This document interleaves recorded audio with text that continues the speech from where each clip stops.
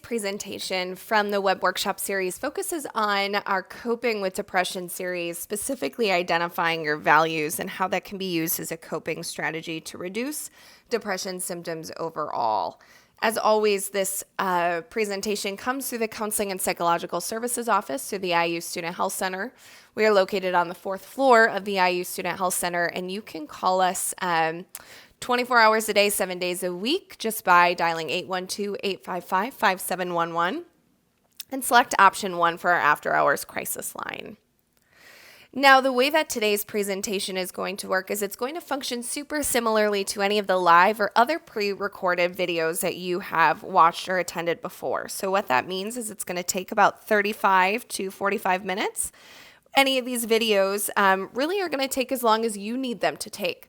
So if you need to press pause and go on to do something, or if you're wanting to really spend ample time journaling your responses and reflecting on what's discussed in today's workshop, it might take a bit longer. That being said, there are plenty of journal prompts as it allows you just to think further about the material being discussed and being able to just really personalize that to your individual and unique experience. Throughout those times when we will have the journal prompts, I encourage you to actually participate, meaning actually write down your responses on either a computer or your phone or using pen or pencil and a piece of paper.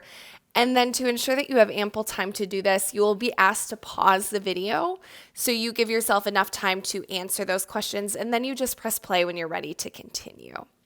Now, today specifically is going to focus on being able to understand our own cycle of depression because it is a very unique and individualized experience. We want to be able to really question intentionally, how does that depressive experience pull us away from our values? We also just want to identify what values are and begin identifying our personal values and helpful strategies to be able to engage more congruently with them. And again, all of that will be connected to just questioning, how can this help us when we're working to cope with depression symptoms overall, and certainly anxiety and other mental health symptoms too. This can be very helpful for that as well. So bearing this in mind, I like to always ensure that I start out any depression or anxiety related workshop video by just helping us understand depression or anxiety in general.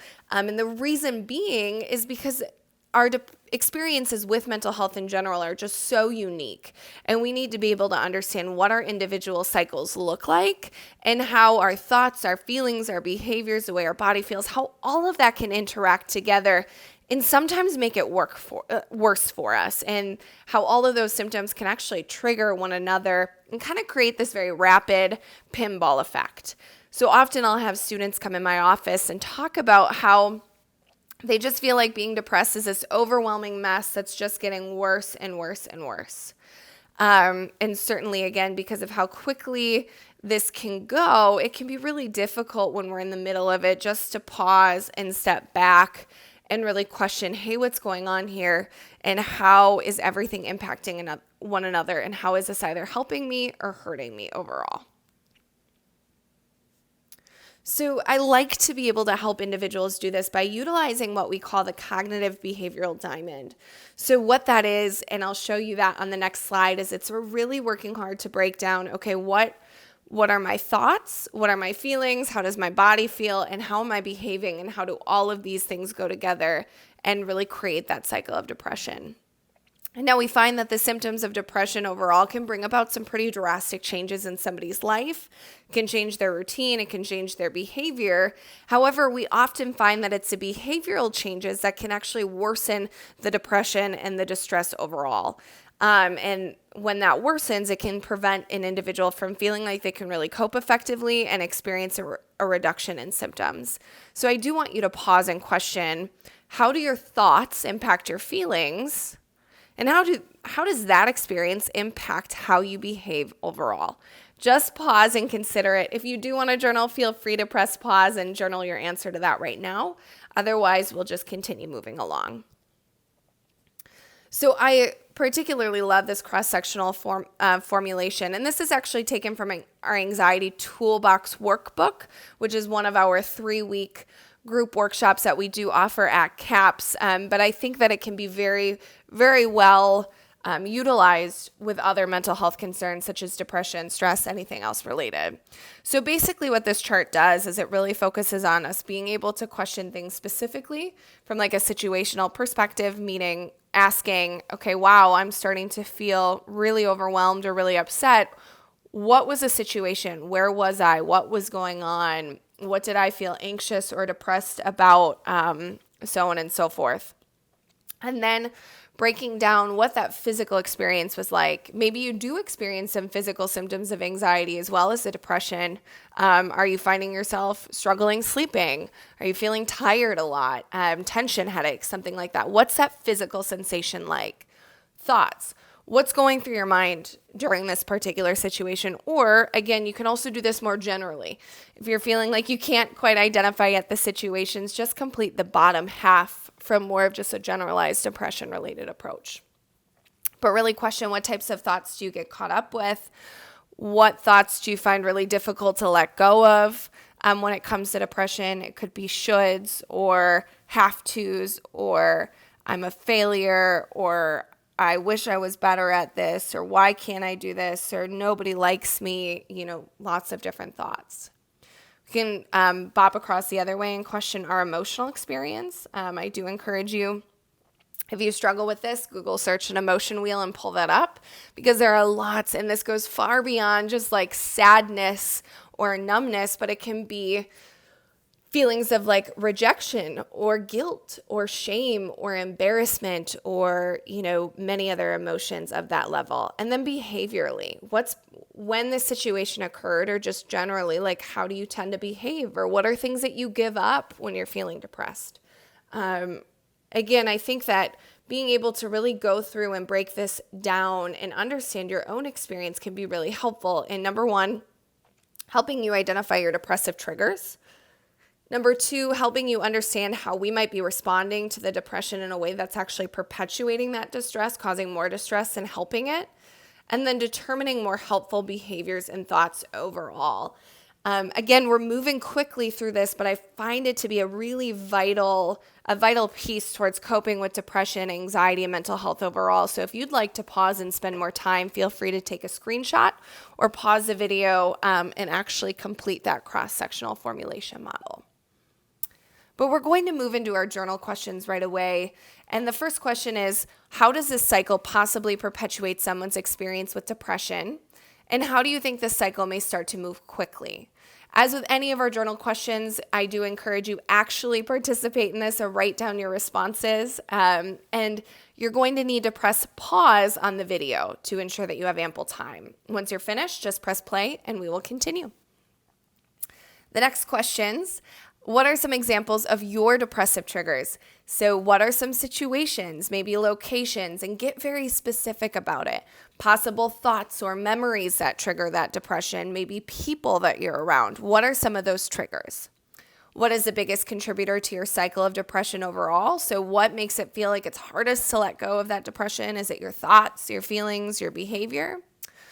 And then what could be a more helpful thought or a more helpful behavior that may actually help slow down your cycle of depression overall? As always, pause the video to record your responses, and when you're ready, press play and continue. Now we're going to start moving into our values piece of it.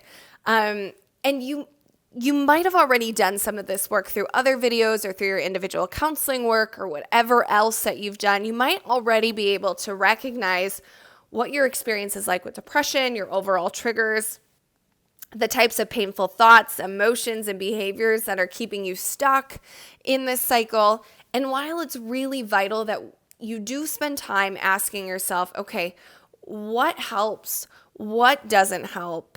What don't I want life to look like? We also need to spend time to just pause and question, what do we want life to look like? There can be that big gaping hole of, okay, I know I don't want this.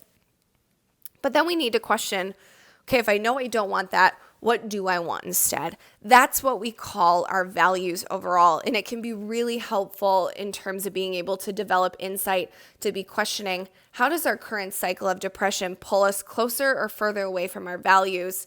And how might that pulling effect either decrease or increase our distress and depression overall? So as you're beginning to consider your values, here are some important questions to doing that. Asking yourself, who do you want to be? What is important to you in this life? What types of relationships are important to you? And who do you want to be in those relationships? So those value pillars, do you want, not only just do you want to be a good friend or a good son or daughter or anything else, but what does being a good friend look like? What would make life feel more valuable and meaningful to you? And what type of life do you want to lead? And as always, I know that these are some big questions, and if you do want to spend some time and pause here to answer them, I do encourage you, press pause on the video, record your responses, and press play when you're ready to move on. Now, if we think about depression overall and just like values and why that's important that we kind of focus on those two things together, I just want to pause and really harp on the fact that values are deeply personal. And values are something that might be different or look different than another value of another individual. Another thing with that is you might have the same value. Let's say you and a friend both value education, but the way you value that or the way you participate in that value might look different, and that's okay. But what's important is that you are really working to identify what it is that's important to you. And values themselves are often verbs and adverbs rather than nouns or adjectives. So it might be that you value commitment or you value loyalty. You might certainly value friendship overall, or you value strong, close-knit relationships. But I do encourage you to question, what about those relationships? What does that look like? Dig in deep. Now, when most individuals go to college or graduate school, they're often going into that experience kind of breaking free from those different types of values that might have been instilled in them in their communities or from, their different friend groups or their parents or other family members. And there can be that state of like kind of cognitive dissonance between when we're identifying, hey, here's how I was raised, and this might actually be different than what I actually think, feel, and believe. So when we're starting to question your identity and your values overall, a great way to do that is just by asking, who are we outside of who our parents, our community, our friends, or our society told us to be? And the best way to identify a value is just to ask yourself, if no one knew you were doing it, would you still do it? Would it still be important to you? So, your parent might have told you to make your bed every single day. This is going to be a really silly example, but questioning, if your mom didn't know you were making your bed every day, would you still do it? Would that still be important to you? Being able to really pause and question that can help kind of discern the difference between what our value actually is and what that value might be of another person. Again, values are really important when we're attempting to cope with and reduce depression, as it can be your guiding light forward. It can be your why as to, okay, great, I need to know why I'm attempting to engage in these cognitive strategies, why I'm attempting to behave differently. If we can connect that to a value, if we can connect it to a why, here's why I'm doing this.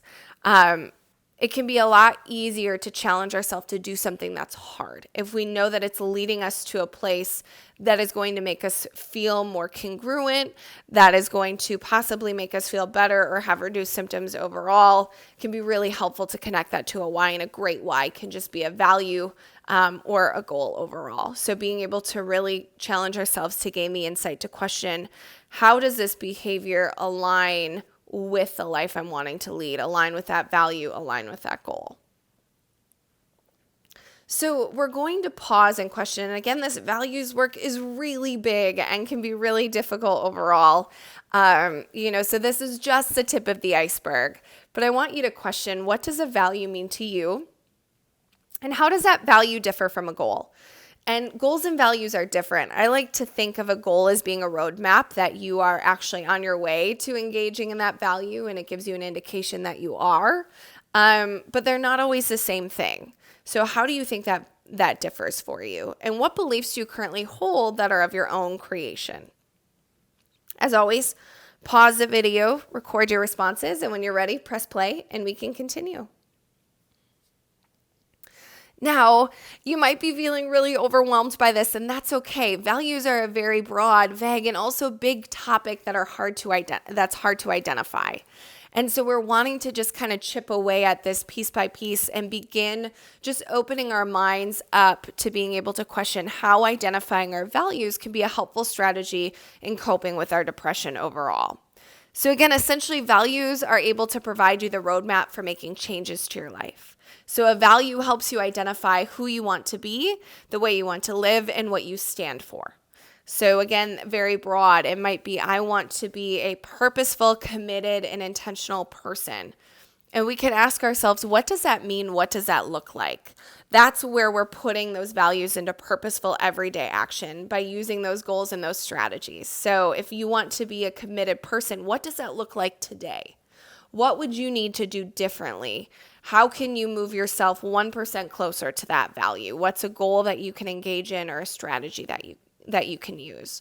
By taking that very purposeful everyday action, by engaging in those goals and those strategies, that can help us feel more aligned with who we want to be, what we want life to look like, which can overall help reduce some of those depression symptoms. So take some time to journal. In what ways does your depression make it difficult for you to engage congruently with your values? And what would you need to feel equipped to engage more congruently with your values today? So what would you need right now to feel like you could engage more congruently today? Again, really focus on the here and the now. Take some time, record your responses, and when you're ready, press play and we'll continue.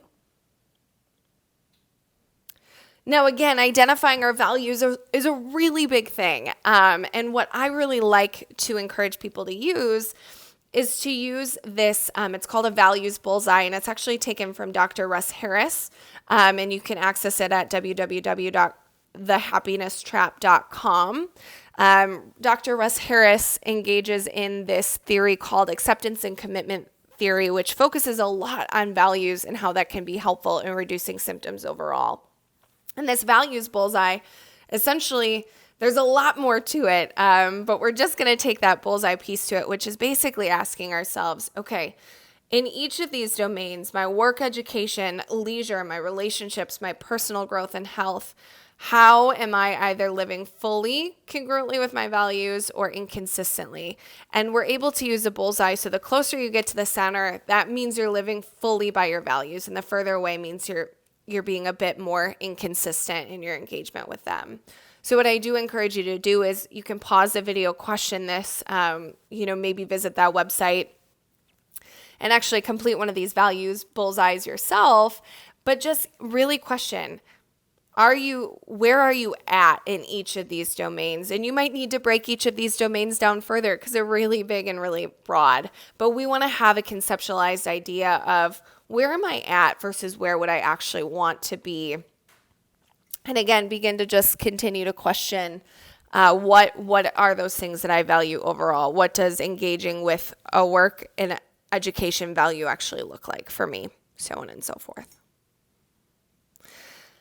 Now, what's really important to focus on is just this idea of 1% at a time, not 100%. So humans are hardwired to engage in this common cognitive distortion called all or nothing. And what I mean by that is it's like we believe that we have to do something 100% or all of the way, or we can't do anything at all. So it might make us feel like we're total failures or total winners, but there's no in between. Either we're smart or we're dumb, we're depressed or we're happy. Either we live fully congruently or not congruently at all. So this can come up a lot when I'm working with students with their values work of this, holy cats, I'm not engaging with my value at all. I'm totally on the outside of that value bullseye and I need to jump all the way to the center.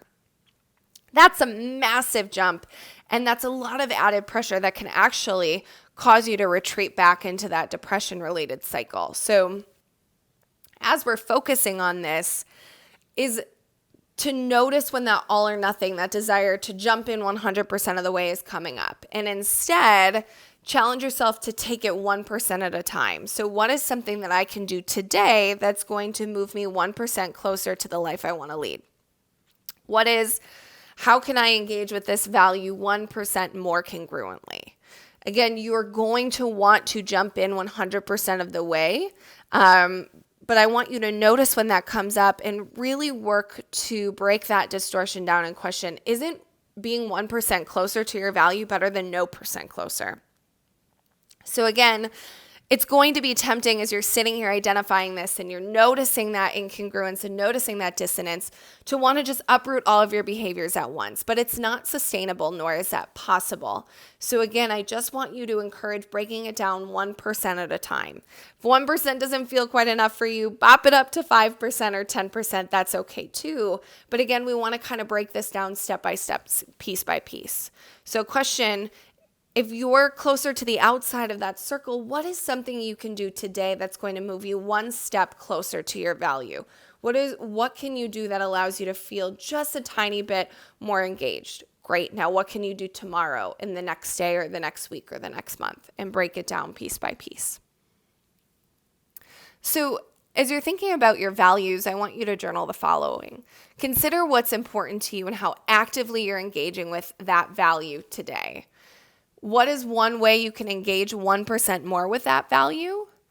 What is one small change you can make that will allow you to move a bit closer to the person you want to be or the life you want to lead? So again, really breaking that down step by step, piece by piece.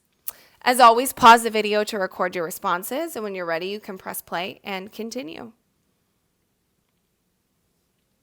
Now again, that was just the tip of the iceberg when it comes to values overall. But what we're hoping to do is to identify how our values can be helpful in allowing us to slow down and pause. How does our cycle of depression actually pull us away from that life we want to lead or that person we want to be? And how can we be more purposeful and intentional with noticing times when we can maybe choose thoughts or behaviors that align a bit more closely with that value or that goal overall? If you're finding this helpful, but you're wanting to break it down further, there are plenty of options for you to do that by seeking out other resources, either individual counseling, group counseling. We have some great group counseling resources that talk about this more in depth. Some of our 3-week groups do a great job going into that too. You can look at books or other resources, but I do encourage you to continue asking yourself, how can you broaden or expand on the work that was discussed today? Now, certainly you might be noticing that maybe you are wanting an additional service. Here's some great ways to figure out whether or not additional services are needed at this time. Could be an increase in other mental health symptoms like depression, anxiety, trauma, PTSD, so on and so forth. Any changes in your personal functioning, like changes in your sleep, your appetite, your hygiene, reduced academic or social functioning. Maybe you're not going to class. Maybe you're not socializing as much, going to work, something related. Maybe you're going to work, but you're engaging in work differently. Again, whatever reduced functioning looks like for you. And then, of course, any thoughts of hurting yourself, hurting other people, self-harm, thoughts of suicide, thoughts of homicide. Those are all good indicators that it would be time for you to give us a call and seek out additional services. Now I'm going to just briefly touch on the different services that are offered overall. Again, this resource comes from the Counseling and Psychological Services Office, or we go by CAPS. We offer individual, couples, and group counseling. Now, in light of COVID-19, most of those services will be remote, but I do encourage you, please always check our website to ensure that you have the most up-to-date information about how our services or resources are impacted in light of what our students are needing or the current concerns with any global pandemics or so on and so forth. So again, we can offer, video or phone services, and that telehealth will even continue when we're able to continue offering in-person appointments. And then when things are opening back up, we'll have in-person options too. For individual couples or group counseling, we always have after-hours crisis and emergency appointments available. Again, in light of COVID-19, all of those will be virtual. So what that means is between the hours of Monday through Friday, 8 until 4:30, if you're experiencing an emergency, you can give us a call, 812-855-5711, and you will automatically see somebody for that teletherapy emergency appointment. When we are back to providing services in person, that will be available for you via a physical emergency walk-in appointment, just by coming to the 4th floor of the IU Student Health Center and letting them know that it's an emergency and you'd like to see someone quickly. Now, after hours, you dial that same phone number, but you select option 1, and that's available for you 24 hours a day, 7 days a week. So if you're experiencing a crisis at 2 in the morning on a Sunday, on a Sunday early morning, what you're able to do is just give us a call, and that resource is still available for you 24 hours a day, 7 days a week. So we don't want anybody to ever feel like they have to fester with their concerns or with that emergency, and that they're able to seek that resource out sooner rather than later. And certainly you can always call 911 or access your local emergency room for other crisis options too. CAPS also has some free drop-in appointments, which we'll talk about later. Again, emergencies are always best served at our emergency walk-in appointments, whether that's telehealth or physically in person. We do offer sexual assault crisis counseling and other free workshops, just like this one, a pre-recorded one. We have some live versions, mindfulness, and lots of other great resources. Again, the best place for you to go to get the most up-to-date information is always going to be our website, so I do encourage you to check that out. Now, our Let's Talk program is our multicultural outreach program, and it focuses on being able to serve our traditionally underserved student populations. Let's Talk Now. During typical semesters, what this would be is we would have several clinicians going around to various sites on campus. You would be able to just access the website, check out where they're located, who's there, what hours, and you just show up and you start talking right then and there. Now, again, please check our website, because in light of COVID-19, a lot of those services will be altered or limited because of needing to provide things remotely. But that's a wonderful option if it's not an emergency, but you're wanting to talk through something right then and there. That could be a great option. Let's Keep Talking is formal counseling that's targeted at serving our traditionally underserved students. This is located at various culture centers around campus: Asian Culture Center, La Casa, Neil Marshall, Group Scholars, OIS, DEMA.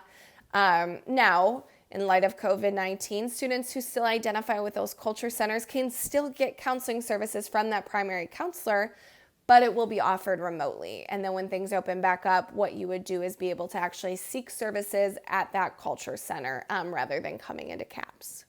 You call CAPS to schedule that appointment and continue to check our website for the most up-to-date information.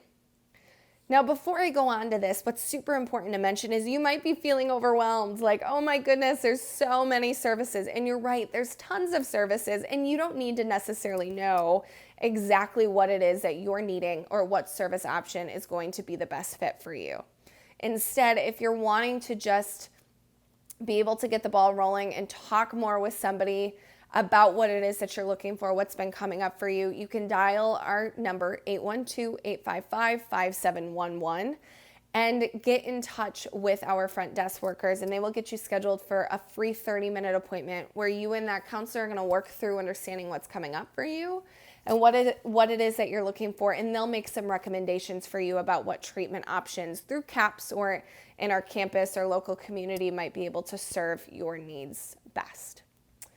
Now, as we continue to branch off into just how robust our services are, we do have sexual assault crisis services. The acronym is SACS. This is free counseling services for anybody who has experienced an assault.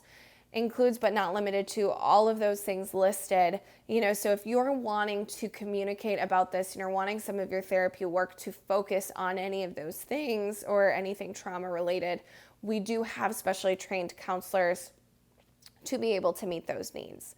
What that means is all of these counselors, they work for CAPS, but they work under what's called SACS, and what that means is they are trauma informed. They have specialized training in being able to work with individuals who have experienced sexual violence, sexual assault, or trauma of that nature.